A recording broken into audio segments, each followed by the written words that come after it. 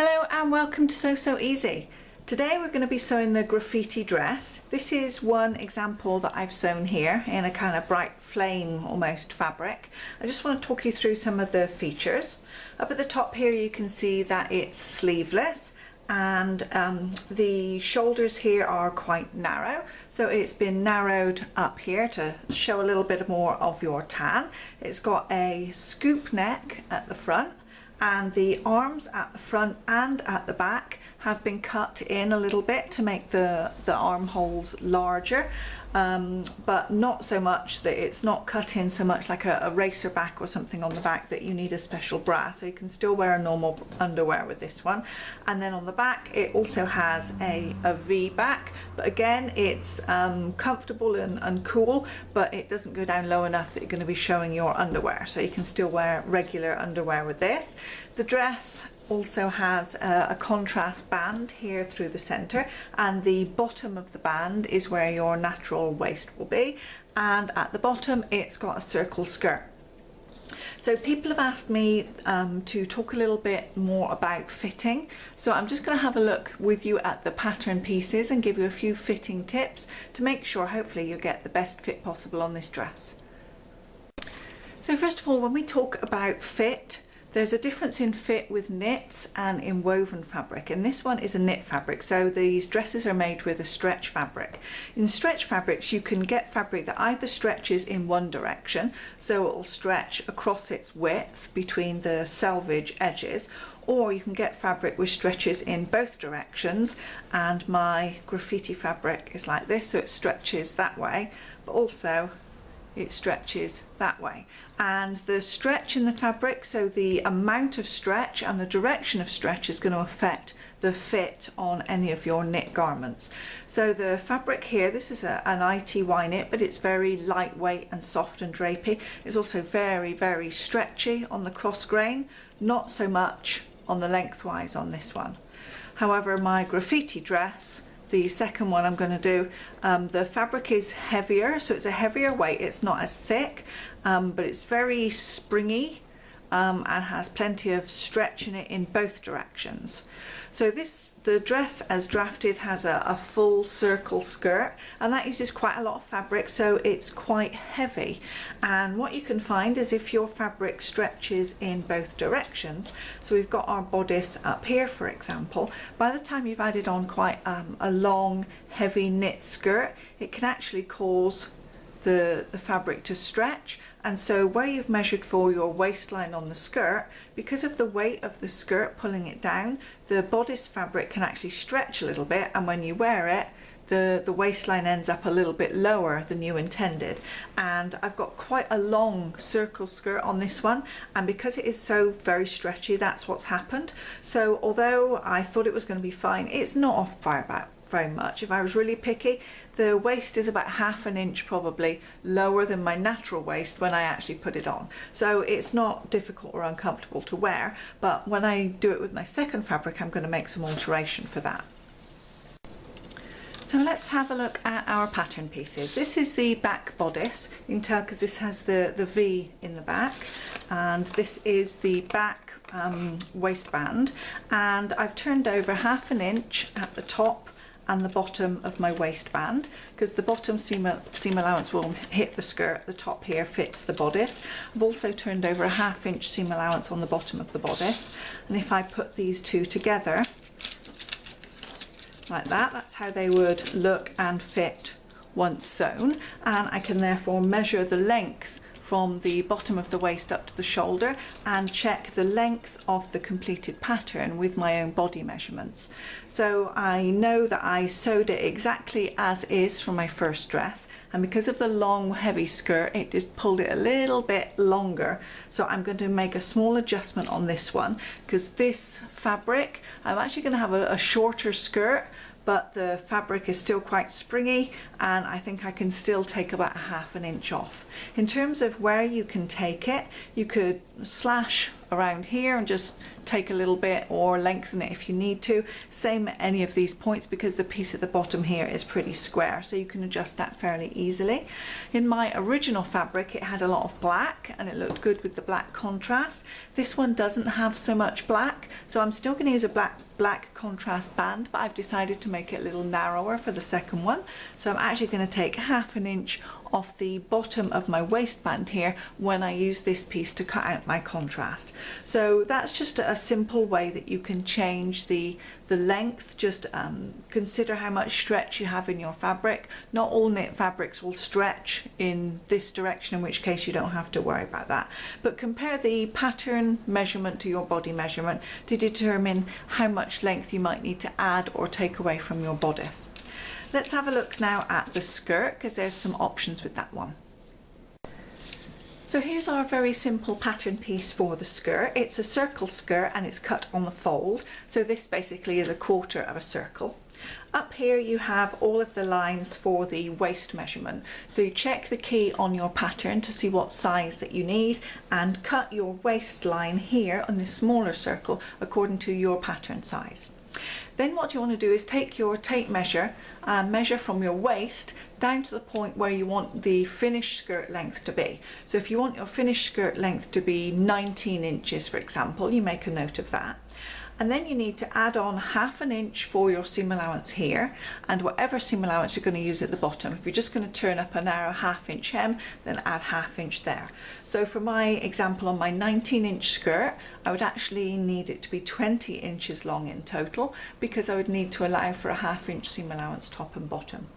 So once I've decided that I need 20 inches in length, I'm going to take my tape measure and measure from this point here where I've cut the waist, and I would measure along one of these straight lines to 20 inches, and down at the bottom of the pattern piece you also have all of these dotted lines, and you just go with the dotted line which is the closest to the length that you want it to be.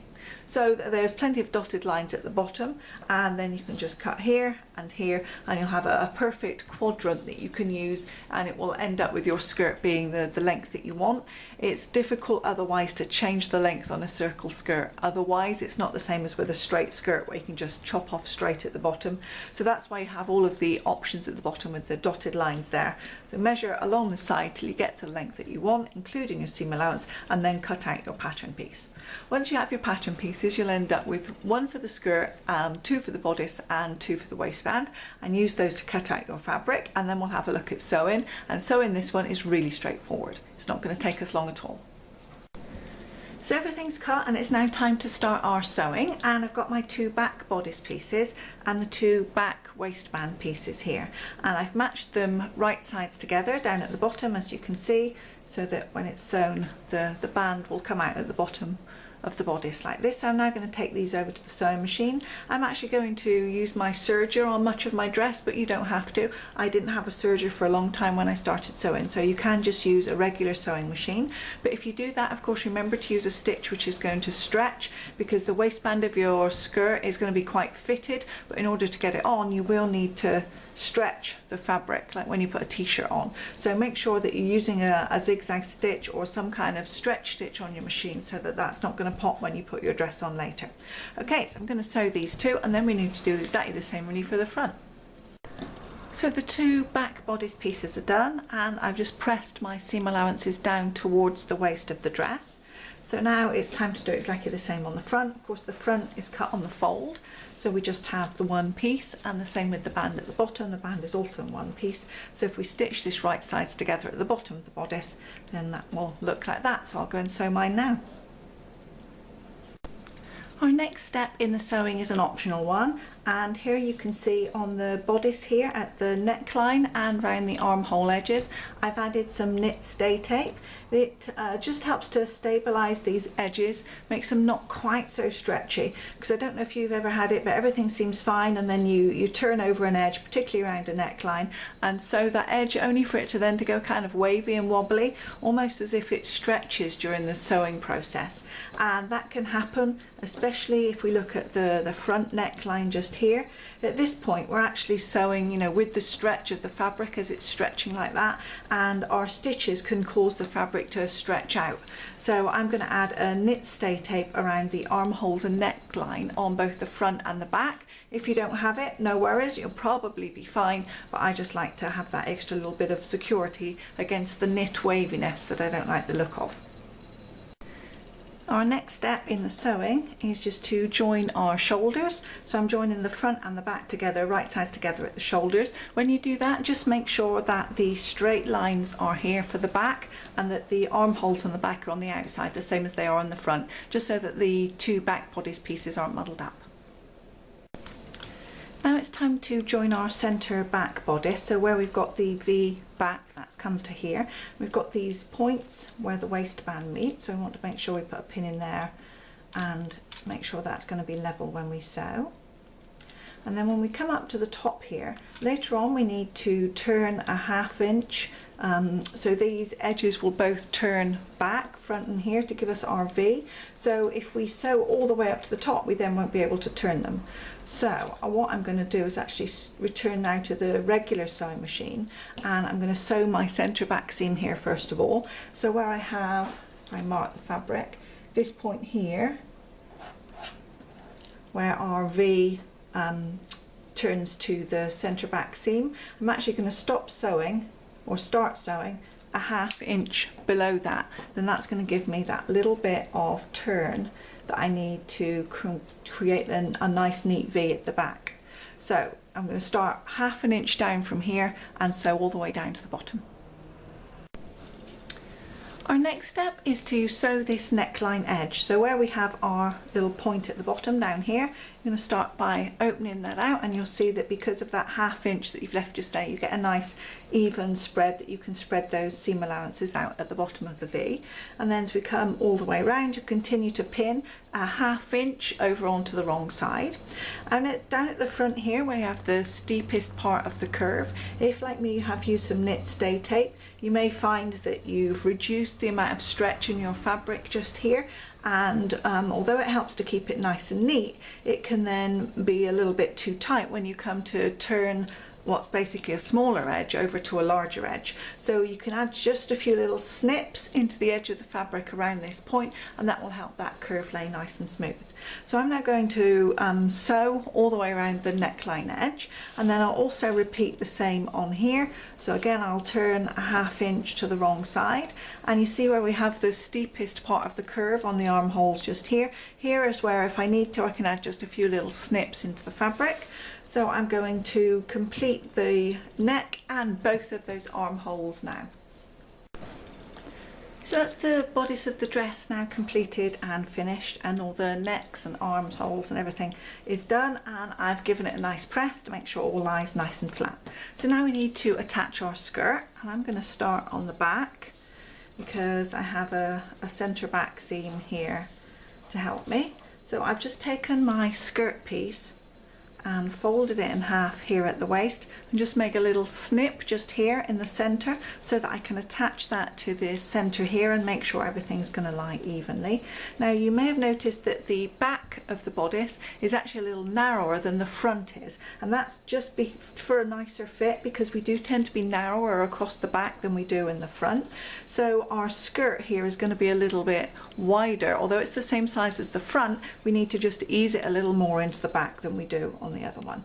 So if you match up the center here and then match up the sides, and then just because the fabric's stretchy, it's nice and easy, you can just ease the two to fit together. Add plenty of pins. You'll need to stretch the bodice a little bit to match the skirt. I stretch, put a pin in the center just there, and I know that's even. Stretch between my two pins, put another pin in the center just there, and again on this section. Doesn't need to ease in that much, and certainly not enough for it to be gathered, so it should go in there nice and easily. Okay, so I'll finish pinning. Once I've got the skirt pinned to the bottom of the waistband, we can just take it over to the sewing machine and add the skirt, and then it's exactly the same on the front of the dress. So on the back we had a centre back seam. We don't have that on the front, so you'll just fold your front bodice in half to find the centre, match that to the centre of the skirt, pin the two together like I'm doing here. So you pin the waistband of the skirt to the waistband of the dress,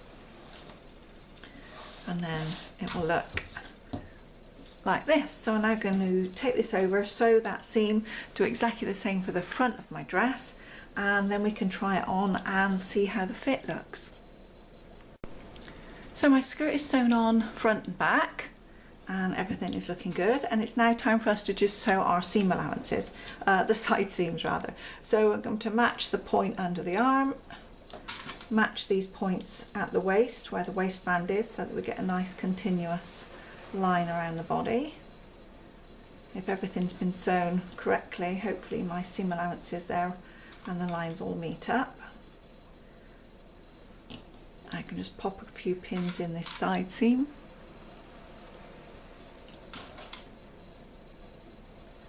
And then do the same on the skirt. I'm just going to match up down at the bottom, make sure everything is even, and then put a few pins in there too.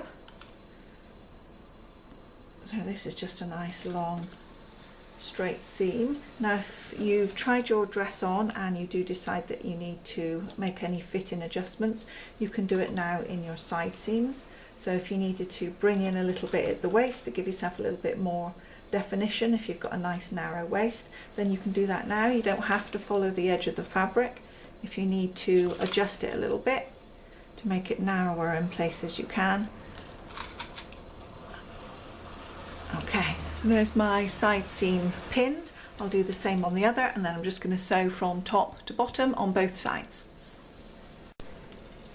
So that's it, the side seams are sewn. I've tried the dress on and the fit is just right. The waist hits me just where I want to this time. And with the slightly smaller band, I think the balance on this dress looks really good.